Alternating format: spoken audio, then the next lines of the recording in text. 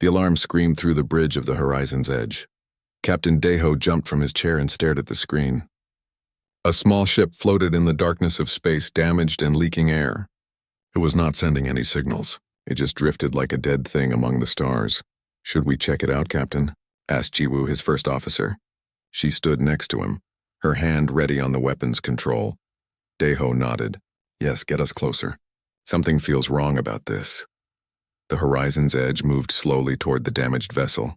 As they got nearer, Deho could see the ship better. It was old and dirty. Strange symbols covered its hull. These were not the marks of any legal trading company. This was a smuggler's ship. "Scan for life signs," Deho ordered. Bora, the engineer, worked on her console. Her fingers moved fast over the buttons. "I'm getting readings, Captain. Multiple life forms, but they're weak, very weak. Some might be dying." Deho felt his stomach turn. He had heard stories about smugglers who stole rare creatures from protected planets. They kept them in terrible conditions and sold them to rich collectors who did not care about the law. "Prepare a boarding team," he said. "Jiwoo, you're with me. Bora, keep the ship ready. If anything goes wrong, get us out of here fast." They put on their spacesuits and crossed through the airlock. The smuggler's ship was even worse inside than outside. The air smelled terrible. Water dripped from broken pipes. The lights flickered on and off, making strange shadows on the walls. They moved through the narrow hallways. Deho's boots made loud sounds on the metal floor. His heart beat fast in his chest. He had done many dangerous missions before, but something about this place made him nervous. "The life signs are coming from the cargo hold," Jiwoo said, checking her scanner.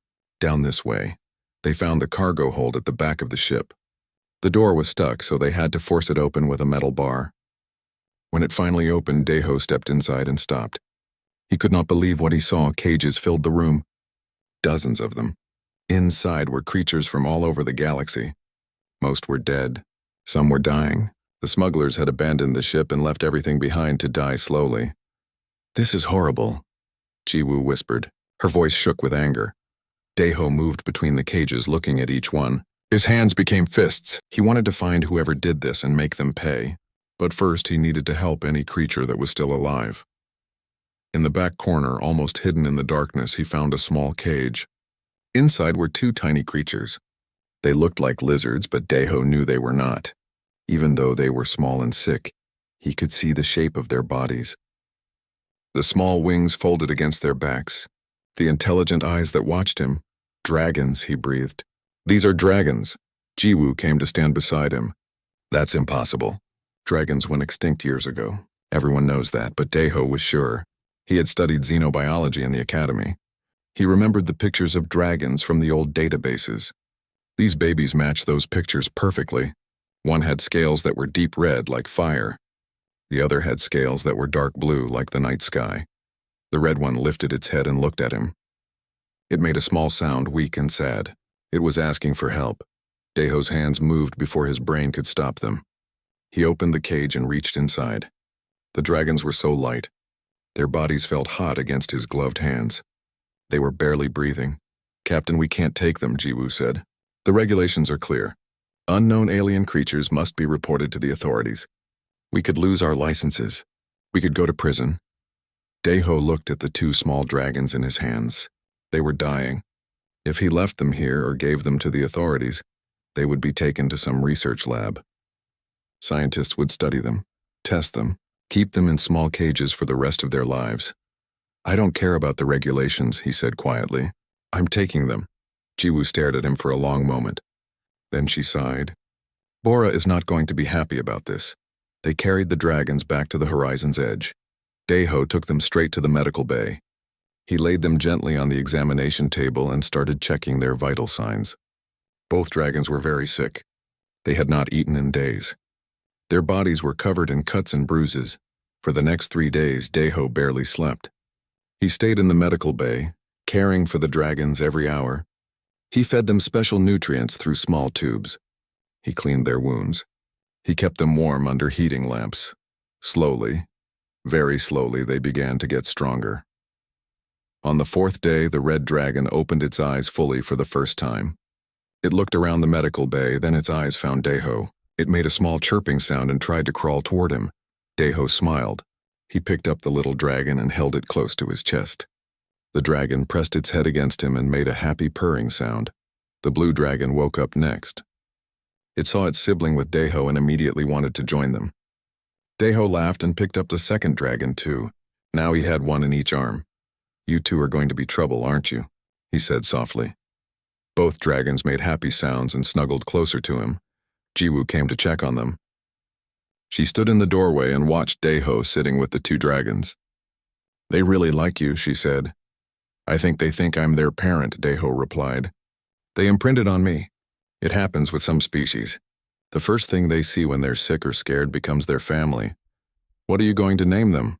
Deho looked at the red dragon. "This one will be Hana." Then he looked at the blue one. "And this one is Taeyang. Flower and Sun," Jiwoo said. "Good names." Over the next 2 weeks, Hana and Taeyang grew stronger every day. They learned to eat solid food. They started to move around the medical bay, exploring everything with curious eyes. But they never went far from Deho. Whenever he left the room, they cried and scratched at the door until he came back. Bora tried to feed them once when Deho was sleeping. The dragons would not eat. They just sat and stared at the door waiting for their human father to return. "This is a problem," Bora said to Jiwoo. "They won't accept care from anyone else. What happens when the captain needs to do his actual job?" "I don't know," Jiwoo admitted. "But look at them. They love him. And he loves them too, even if he won't say it." She was right. Deho had fallen in love with the two little dragons. When he held them, he felt something he had not felt in years. Purpose, family, love. But he knew that trouble was coming. The Earth Defense Corps would eventually find out about the dragons. The galactic authorities would want to take them away. He had broken so many rules by keeping them. One morning, Deho received a message on his private terminal. It was from headquarters. They wanted him to report to the nearest station for inspection. They had heard rumors about illegal cargo. Deho looked at Hana and Taeyang sleeping peacefully in their beds. They were curled up together, their small chests rising and falling with each breath. They trusted him completely. They thought he would always keep them safe. He made a decision right then. He would not let anyone take them. He would protect these dragons even if it meant losing everything else. "Jiwoo," he called over the intercom. "Change our course. We're not going to the station. We're going somewhere they won't find us." There was a pause. Then Jiwoo's voice came back. "Where are we going, Captain?" "The frontier colonies. New Busan. It's far from the core worlds. We can disappear there. They'll call you a deserter." "I know." Another pause. "Bora and I talked about it. We're with you, Captain. Those little dragons need you. We're not going to let them take Hana and Taeyang away." Deho felt warmth spread through his chest. His crew was willing to sacrifice everything for two baby dragons they barely knew. That was loyalty. That was family. The Horizon's Edge changed course and headed for the edge of known space. Behind them, Deho's old life disappeared. Ahead of them was uncertainty and danger. But in the medical bay, two small dragons slept peacefully, safe with their new father. 6 months had passed since Deho arrived at New Busan with his crew and the two dragons. The frontier colony was perfect for hiding. It sat at the edge of civilized space where the galactic authorities rarely came. The people here did not ask many questions. They had their own reasons for being far from the core worlds. Hana and Taeyang had grown so much that Deho could hardly believe it. They were no longer tiny babies that fit in his hands. Now they were the size of large dogs with strong muscles and sharp claws. Their scales had become brighter and more beautiful. Hana's red scales shined like fire in the sunlight. Taeyang's blue scales looked like the deep ocean. But the most surprising change was not their size. It was their minds. One morning, Deho woke up with a strange feeling in his head. It was like someone was gently touching his thoughts. He sat up in bed and saw Hana and Taeyang sitting on the floor, both staring at him with their bright eyes. Then he heard a voice in his mind. Not words exactly, but feelings and pictures. Hana was hungry. Taeyang wanted to go outside. They were sending their thoughts directly to him. "This is new," Deho said out loud. The dragons made happy chirping sounds. They could tell he understood them now. Over the next few days, the mental connection grew stronger. Deho could feel what the dragons felt. When they were happy, he felt happy. When they were worried, he felt worried. It was like they were all connected by invisible threads. Jiwoo found it fascinating. "I've never heard of this before," she said, reading through xenobiology reports on her tablet. Some species have telepathy, but usually only with their own kind. Dragons connecting mentally with a different species. This is completely new. Bora was less impressed. It's all nice and special, but we have a problem. The Galactic Research Consortium knows about the dragons now. They've been sending messages. They want Hana and Taeyang for their research station. Daiho felt his chest tighten. They can't have them. They're offering a lot of money, Bora continued. And they say if you don't surrender the dragons voluntarily, they'll send people to take them by force. Let them try, Daiho said quietly. 3 weeks later, they did. Daiho was in the market with Hana and Taeyang. The dragons liked to walk with him through the colony. People had gotten used to seeing the strange human with his 2 dragon companions. Some people thought it was wonderful. Others were afraid. But no one tried to cause trouble, until that day.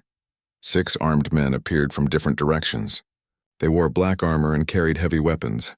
Mercenaries, hired by the consortium to capture the dragons. Stay calm, the leader said, pointing his weapon at Daiho. We don't want to hurt anyone. Just give us the creatures and we'll leave peacefully. Daiho felt Hana and Taeyang press against his legs. Through their mental connection, he could feel their fear and anger. They did not understand why these men wanted to take them away from their father. No, Daiho said simply. The mercenary leader sighed. We were hoping you'd be smart about this. Boys, take them. The mercenaries moved forward. That was when everything happened at once. Hana opened her mouth and fire came out. Not regular fire. This was something much hotter. The flames were white and blue, burning so hot that the air around them shimmered.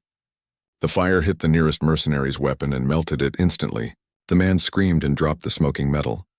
At the same time, Taeyang's body began to glow with blue light. Electricity crackled around him. He made a loud roaring sound, and suddenly all the mercenaries' weapons stopped working. Their armor's electronics died. Even their communication devices went silent. The mercenaries stood in shock, looking at their useless equipment. What are these things? One of them shouted. Hana and Taeyang moved to stand between Daiho and the mercenaries. Even though they were only as big as large dogs, they looked fierce and dangerous. Hana's mouth still glowed with heat. Taeyang's scales crackled with electricity. Through their mental connection, Daiho felt their determination. They would protect him. Nothing would hurt their father while they were alive. The mercenary leader backed away slowly. This isn't over, he said. The consortium will send more people, better armed people. Tell them what happened here, Daiho replied. Tell them these dragons can defend themselves. And tell them I will never give them up. The mercenaries ran away, leaving their broken equipment behind. Daiho knelt down and hugged both dragons. Thank you, he whispered. You saved me. Hana and Taeyang made soft purring sounds and pressed against him. Through their connection, he felt their love and devotion. They would always protect him. He was their whole world. News of the fight spread quickly through New Busan. Some people became more afraid of the dragons, but others became interested and supportive. A young woman named Minji came to see Daiho the next day. She was an engineer who worked at the colony's main power station. I saw what happened in the market, she said. That blue dragon, Taeyang, he controlled electricity. I've never seen anything like it. Neither have I, Daiho admitted. I want to help you, Minji said. If the consortium sends more people, you'll need better defenses. I can build things. Security systems. Weapons if necessary, Daiho was surprised. Why would you help us? You don't know me, Minji smiled. Because what you're doing is right. Those dragons love you. Anyone can see it. They shouldn't be locked in some research lab. They should be with their family. Another person who offered help was Yun, the colony's doctor. He was fascinated by the dragon's biology. If you let me examine them, I can learn how to treat them if they get sick or injured, he said. I promise I'll be gentle. I just want to help keep them healthy. Hana and Taeyang did not like being examined at first. They only trusted Daiho. But when he sat with them and held their claws, they allowed Hyun to check them carefully. Hyun discovered amazing things about dragon biology. Their bodies could change temperature very quickly. They could see in complete darkness.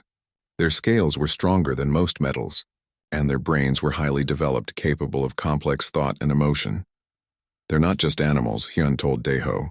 They're intelligent beings. They understand language. They have feelings and memories. They're people, just in a different form. Daeho had already known this in his heart, but hearing Yun say it made him feel better about his choice to protect them. As the months passed, the bond between Daeho and the dragons grew even stronger. They were hardly ever apart.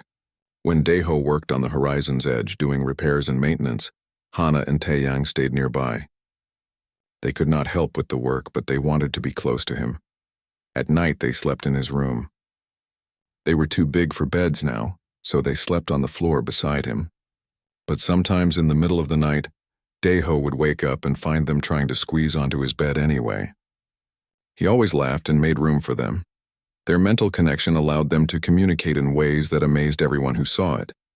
Daeho could send them thoughts, and they understood perfectly. If he needed something, they would bring it to him. If he felt sad, they would comfort him. Jiwoo said it was like watching a parent with very unusual children. Bora said it was the strangest and sweetest thing she had ever seen. But not everything was peaceful. One day, Daeho had to go into town for supplies. He told Hana and Taeyang to stay at the ship because the market was very crowded. The dragons did not want him to go alone, but he insisted. "I'll be back in 1 hour," he promised. "Stay here and be good." The dragons watched him leave with sad eyes. Daeho walked through the market buying food and equipment parts. He was gone for about 45 minutes. That was when he felt it through the mental connection. Panic, fear. The dragons thought something bad had happened to him. He started running back toward the ship.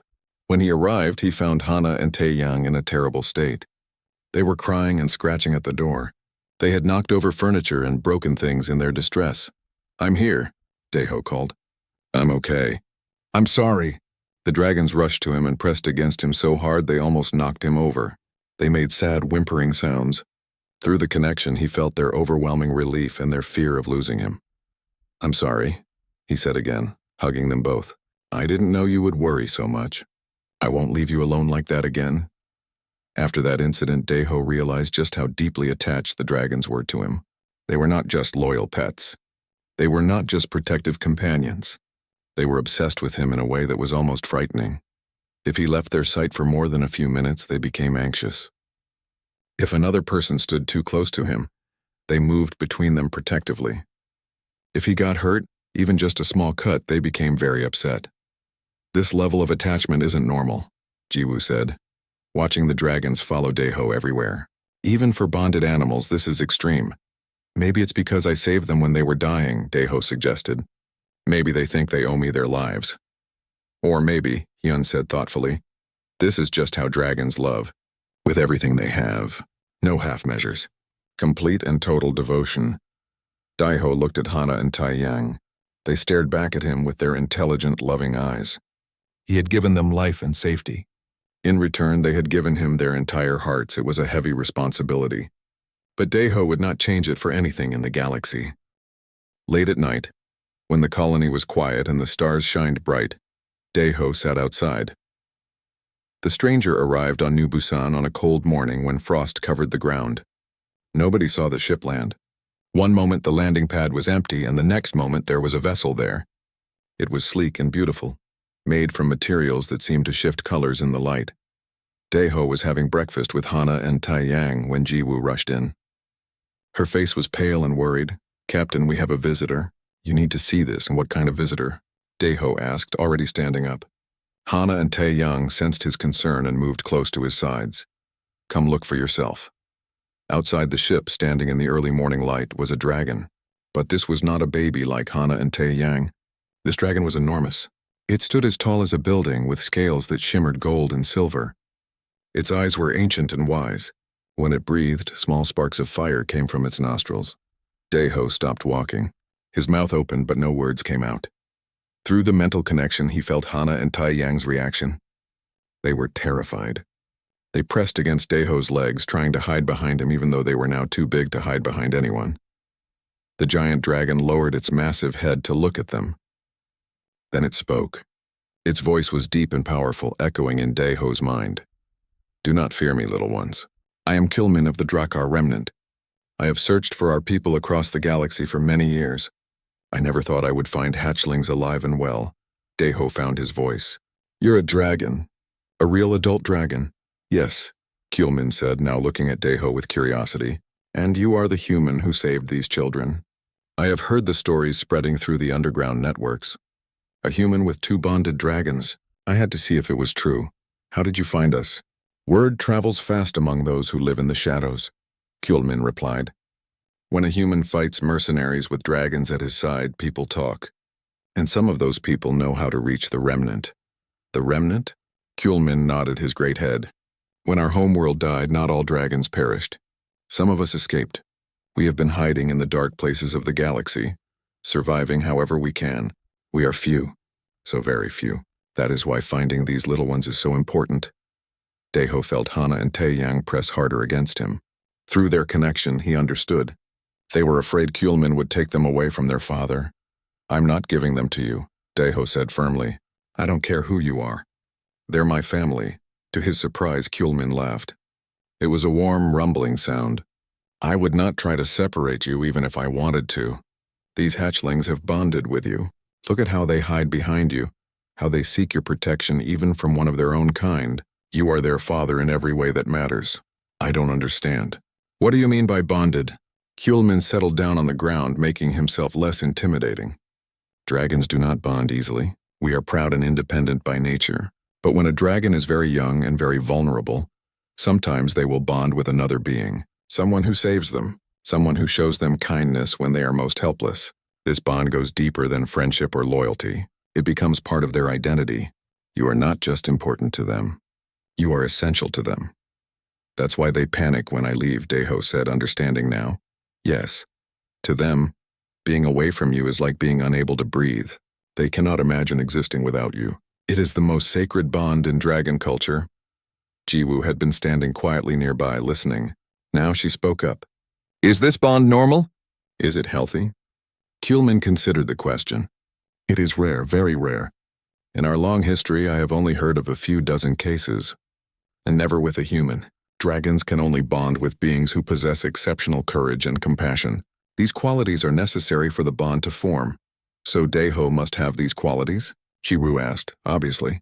Otherwise, the hatchlings would not have chosen him. Deho felt embarrassed. He had never thought of himself as especially courageous or compassionate. He had just done what felt right. Hana and Taeyang had calmed down a little now that they understood Kuhlman was not a threat. They moved out from behind Deho but stayed very close to him. Kuhlman looked at them with something like sadness in his ancient eyes. You two have grown strong. Your scales are bright and your eyes are clear. This human has taken good care of you. Taeyang made a small sound and sent a thought that both Deho and Kuhlman could hear. He is our father. Best father, only father, Kuhlman nodded. I can see that, young one. And I see that you are a storm dragon, while your sister is a flame dragon. Rare types, both of you. You will be very powerful when you are fully grown. Storm dragon? Flame dragon? Deho asked. Dragons have different abilities based on their bloodline, Kuhlman explained. Flame dragons like Hana can breathe fire hot enough to melt starship hulls. Storm dragons like Taeyang can control electricity and create electromagnetic pulses. As they grow older, their powers will become even stronger. Deho thought about the fight with the mercenaries. That had only been a small demonstration of what Hana and Taeyang could do. The idea of them becoming even more powerful was both exciting and frightening. Why are you here? Deho asked. Just to see if the stories were true? Partly, Kuhlman said, but also to offer you a place with the remnant. We have a hidden fleet far from here. We could protect you and the hatchlings. You would be safe from the authorities and the consortium. It was a generous offer, a chance to truly disappear and be protected by beings far more powerful than any human authority. But Deho felt Hana and Taeyang's reaction through the bond. They did not want to go. They wanted to stay here on New Busan, where they had made a home with their father. I appreciate the offer, Deho said, but I think we'll stay here.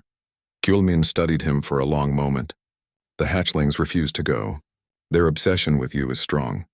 They will not accept any authority over you, not even from their own kind. Is that a problem? It is unusual. Most bonded dragons will listen to dragon elders, even while remaining loyal to their bonded companion. But these two? Kuhlman looked at Hana and Taeyang with something like amusement. These two see you as their entire world. They recognize no authority except yours. That sounds like a problem, Jiwoo said. It is a sign of a first bond, Kuhlman explained. The first bond a dragon makes is always the strongest. It overwrites everything else. These hatchlings were dying when they met you. You were the first kind face they saw, the first gentle hands that touched them. You saved them, and so they have given you their complete and total devotion. Deho reached down and touched both dragons gently. They pressed against his hands, making happy sounds. I never wanted this much responsibility, he admitted. I just wanted to save them. And in doing so, you changed the fate of our species, Kulmin said. News of your bond will spread. Other dragons will hear that a human was able to earn a dragon's complete trust. It will change how we view your kind. That sounds like it will cause trouble, Deho said. Kulmin laughed again. Oh yes, much trouble. The Galactic Council will not know what to do with this situation. Humanity is still new to interstellar politics. You are not considered a major species, but now you have something that even the oldest and most powerful species do not have. You have bonded dragons. Can other humans bond with dragons? Jiwoo asked. Perhaps, Kulmin said, if there are more hatchlings and more humans with the right qualities. But it is not something that can be forced. The bond must form naturally out of genuine kindness and courage. Over the next few days, Kulmin stayed on New Busan. He taught Deho about dragon culture and history. He showed Hana and Taeyang how to better control their powers. He was patient and kind, like a grandfather teaching his grandchildren, but Hana and Taeyang never fully relaxed around him. They were always watching, always ready to defend Deho if necessary. Their obsession with protecting their father overrode everything else, even respect for an elder of their own species. Kulmin found this both amusing and concerning. They will challenge anyone they see as a threat to you, he told Deho. Even me if they think I might take you away. This level of attachment is dangerous. Dangerous how? If anything happens to you, they will be destroyed emotionally. A dragon who loses their bonded companion often loses the will to live. Some have been known to go mad with grief. You must take care of yourself, not just for your own sake, but for theirs. Deho felt the weight of that responsibility settle on his shoulders. 2 lives depended on him staying safe and healthy.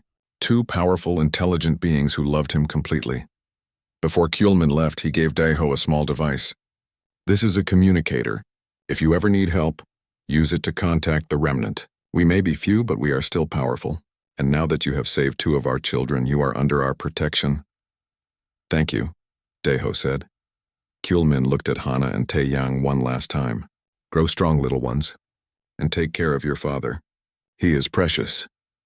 Both dragons chirped in agreement, pressing close to Deho. After Kulmin left, news started spreading faster than ever. The story of the human with bonded dragons reached the core worlds. It reached the Galactic Council. And it reached Earth's government. Suddenly, everyone wanted to know about Captain Deho and his... The space station called Axiom Point was enormous. It floated in neutral territory, a place where all the great species of the galaxy could meet safely. Deho had never seen anything like it. Thousands of ships from hundreds of worlds docked at its many ports. Beings of every shape and color walked through its corridors. Hana and Taeyang stayed close to Deho as they walked through the station. They were fully grown now, each the size of a small spacecraft. Their presence made other beings stop and stare. Dragons were legendary. Most people had only seen them in old history files. To see 2 alive and walking peacefully beside a human was shocking. Ambassador Sung Hee walked beside Deho. Jiwoo and Bora followed behind, looking nervous. They all wore formal clothes instead of their usual ship uniforms. This was an important meeting. Remember, Sung Hee said quietly, the council wants to see that you can control Hana and Taeyang. They're going to test you. What kind of test? Deho asked. They'll have people provoke you. Try to make the dragons react. You need to keep them calm no matter what happens. Through his mental bond, Deho felt Hana and Taeyang's concern. They did not like the sound of this test. They did not want anyone threatening their father. It will be okay, Deho told them softly. Just stay calm. Trust me.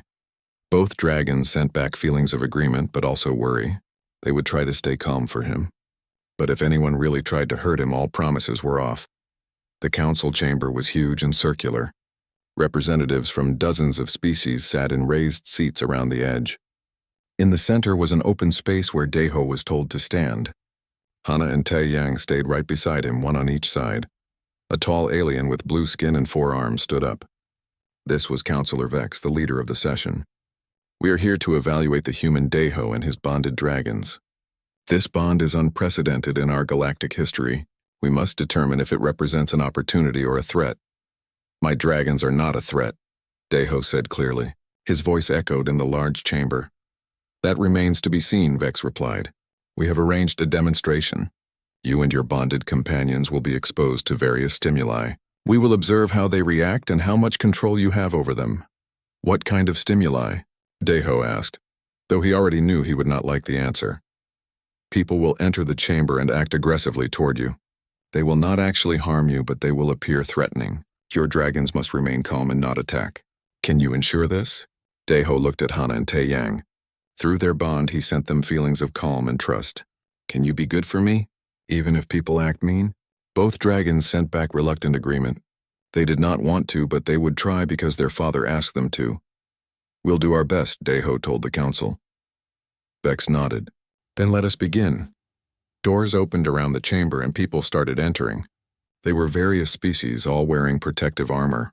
They began shouting at Deho, saying angry things. Some of them moved toward him with raised fists. Hana and Taeyang immediately moved to stand in front of Deho. Their bodies tensed. Hana's scales began to glow with heat. Taeyang's scales crackled with small sparks of electricity. "Easy," Deho said softly. "They're just acting. They won't really hurt me. Stay calm." The dragons forced themselves to relax slightly, but they never stopped watching the aggressive people with suspicious eyes. The provocateurs got closer and louder. One of them, a large reptilian creature, reached out as if to grab Deho. Hana growled deep in her throat. Her mouth opened slightly, showing teeth and the glow of fire building in her chest.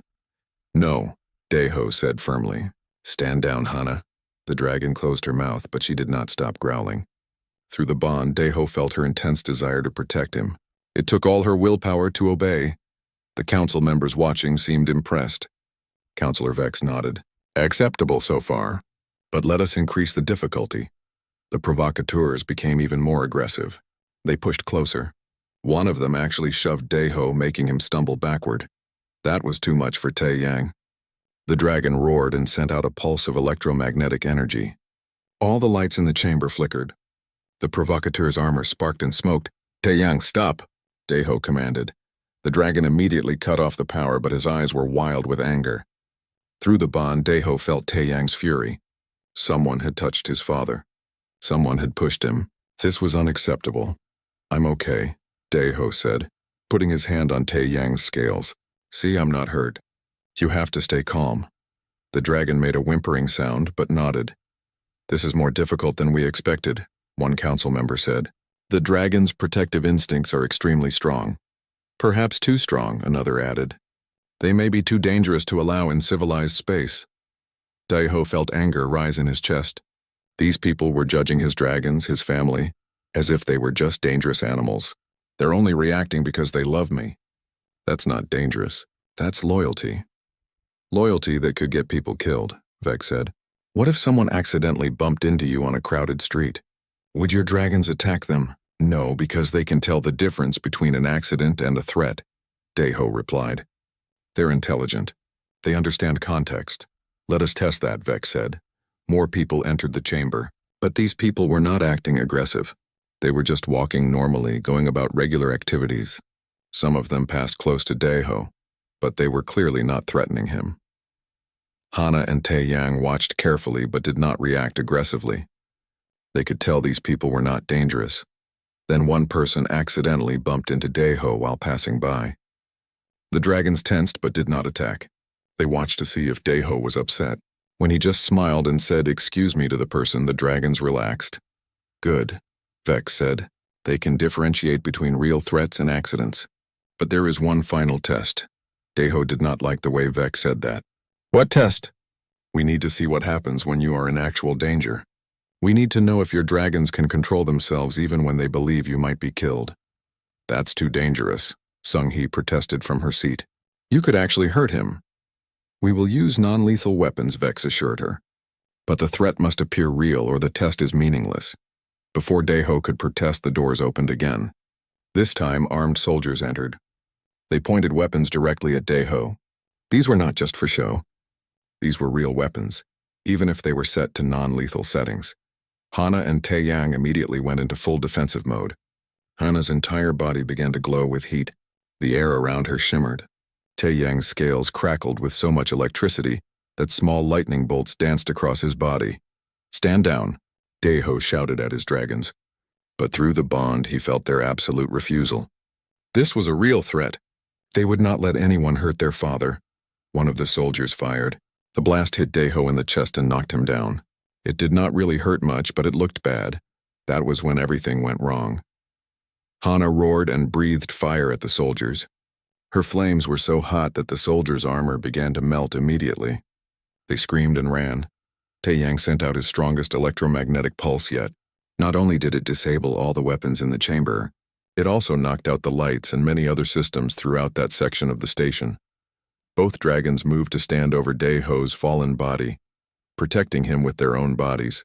They roared challenges at everyone in the chamber. Their eyes glowed with power. They were prepared to fight the entire council if necessary to protect their father. "Stop," Daeho shouted, getting to his feet. "I'm okay, look at me." "I'm not hurt." But the dragons were beyond listening now. They had seen their father shot. They had seen him fall. Nothing else mattered except destroying anyone who had threatened him.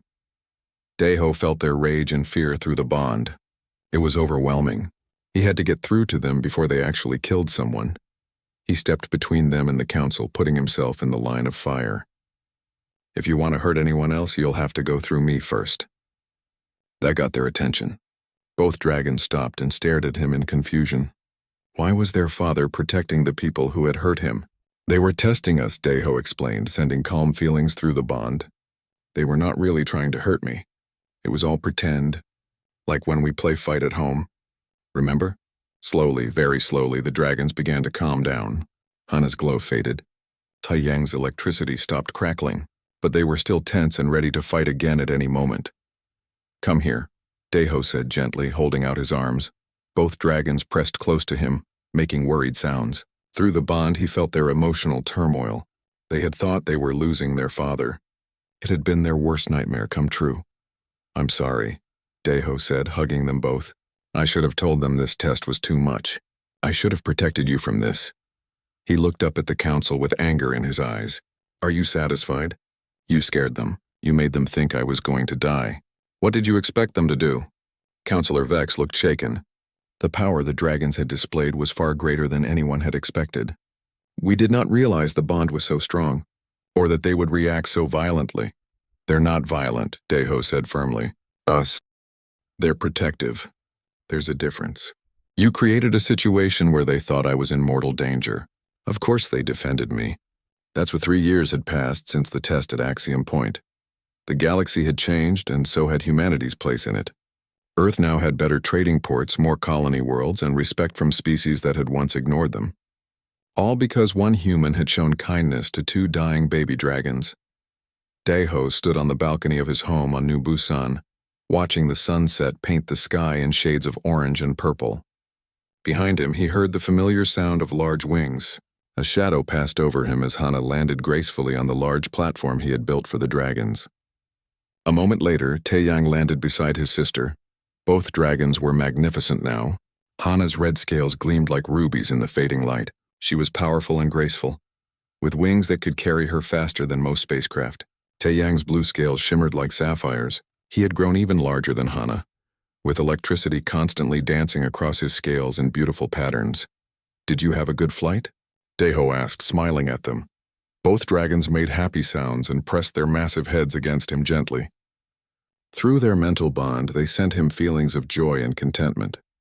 They had been patrolling the area around the colony, making sure everything was safe. Now they were home with their father, where they wanted to be. Even after all these years, their obsession with Daeho had not faded. If anything, it had grown stronger. They still refused to be separated from him for long. They still became anxious if he was out of their sight. They still saw him as the center of their entire world. "There's someone here to see us," Daeho told them. From the Drakkar remnant, both dragons' attention sharpened. Through the bond, Daeho felt their immediate protectiveness. Anyone coming near their father was potentially a threat. "It's okay," he assured them. "It's good news." Kulmin arrived an hour later, landing in the designated area outside the colony. The ancient dragon was as impressive as ever, though Daeho thought he looked tired. The years had been hard on the remnant.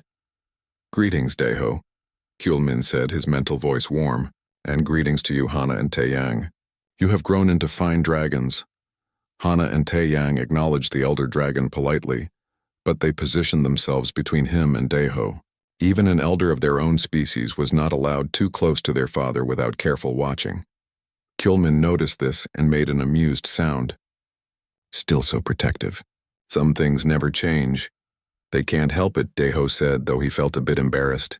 "It's just how they are. I know. And truthfully, it is a beautiful thing to see. Dragon devotion is rare and precious." Kulmin settled himself comfortably.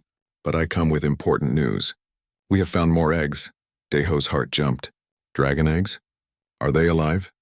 "Yes, 15 eggs hidden in an old vault on a dead world. The parents must have hidden them there before the planet died, hoping they might survive. By some miracle, the preservation systems kept working all these years. That's wonderful. The remnant can raise them and—" "No," Kulmin interrupted gently. "That is the problem. We tried to hatch them, but they are failing. Dragon hatchlings need more than just food and warmth. They need emotional bonds. They need to imprint on someone who can give them love and security. We do not have enough dragons left to bond with so many hatchlings." Daeho began to understand. "You want humans to bond with them?" "Yes. Your success with Hana and Taeyang has proven that humans can form these bonds.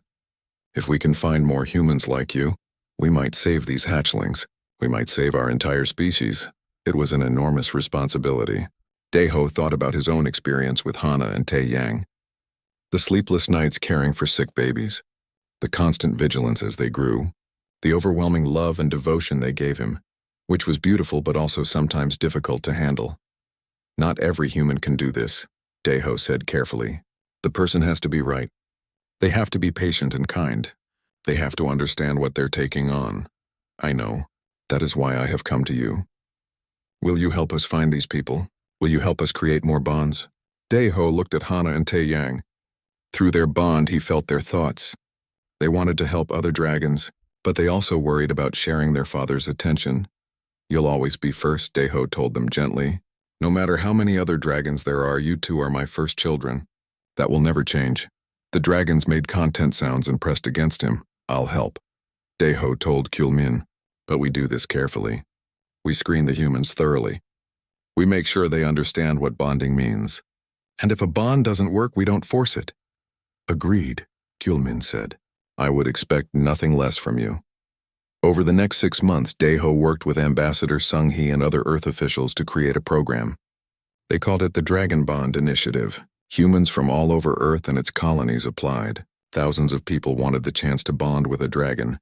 But Daeho was very selective. He interviewed each candidate personally. He asked them hard questions. Why did they want a dragon? What would they do if the dragon became obsessively attached to them? Could they handle having a powerful, intelligent being who depended on them completely for emotional stability? Many people failed the screening. Some wanted a dragon for status or power. Some did not understand the responsibility. Some were not emotionally stable enough themselves to handle a bonded dragon's intense needs. Finally, Daeho selected 15 humans. They came from different backgrounds and worlds, but they all had something in common. They were kind, patient, and genuinely wanted to help the baby dragons, not use them. The bonding ceremonies took place on New Busan. Kulmin brought the eggs, which were carefully kept warm in special containers. Daeho had created individual spaces for each potential bonding pair, giving them privacy and quiet. One by one, the eggs hatched. Tiny dragons emerged weak and vulnerable, and one by one they met their potential human partners. Not all the bonds took. 2 hatchlings simply did not connect with their assigned humans, no matter how kind those people were. Daeho made the difficult decision to try different pairings, and eventually those 2 hatchlings also found humans they could bond with. Watching the new bonds form, Daeho remembered his first days with Hana and Taeyang. How scared they had been, how small and fragile. Now those tiny babies had grown into powerful, magnificent dragons who could shake the very ground when they landed. The new dragon partners stayed on New Busan for 3 months, learning from Daeho's experience. He taught them how to care for sick hatchlings, how to understand their mental communications, how to set boundaries while still giving the dragons the security they needed. Hana and Taeyang helped too in their own way. They showed the baby dragons that humans could be trusted, that bonds with humans were safe and good. The little dragons watched how Hana and Taeyang interacted with Daeho, and they learned. But Hana and Taeyang also made very clear that Daeho was their father, not anyone else's. If one of the baby dragons got too close to him, Hana would gently but firmly move them away. If a new human tried to ask Daeho too many questions when Taeyang was tired, the big blue dragon would position himself between them. "Your dragons are extremely possessive," one of the new bonded humans said to Daeho one day. His name was Junho, and he had bonded with a small green dragon he had named Bomb. "They are," Daeho admitted. "They were my first and I was their first. That bond is special. They're willing to share me with others now, but there are limits. Does it bother you, being so important to them?" Daeho thought about the question carefully. "Sometimes it's overwhelming. They depend on me for their emotional well-being. That's a big responsibility, but I love them. I can't imagine my life without them now." Junho nodded, looking at his own little dragon who was sleeping peacefully in his arms. "I'm starting to understand what you mean. Bomb barely knows me, but already I feel responsible for him. I want to make him happy and safe. That's how it starts," Daeho said with a smile. "Just wait. In a few years, Bomb will be huge and powerful, and he'll still want to curl up with you at night. He'll still need your approval and love. The size changes, but the bond doesn't." As the new bonded pairs prepared to leave New Busan and start their lives together, Daeho felt proud. The Dragon Bond initiative was working. More dragons would survive. The Drakkar species had a future now. Kuhlman came to say goodbye. The ancient dragon looked happier than Daeho had ever seen him. "You have done something incredible. You have saved my species. We will never forget this." "I just did what felt right," Daeho said.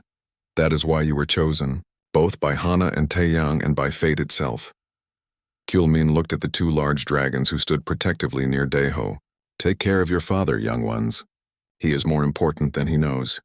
Both dragons sent feelings of fierce agreement. They would always protect their father. Always. After Kuhlman left, life settled into a new normal. Daeho was now considered an expert on human-dragon bonds. People came from across the galaxy to consult with him. Scientists wanted to study the mental connection he shared with Hana and Taeyang. Politicians wanted to discuss how dragon bonds could benefit humanity. But Daeho tried to keep his life as simple as possible. He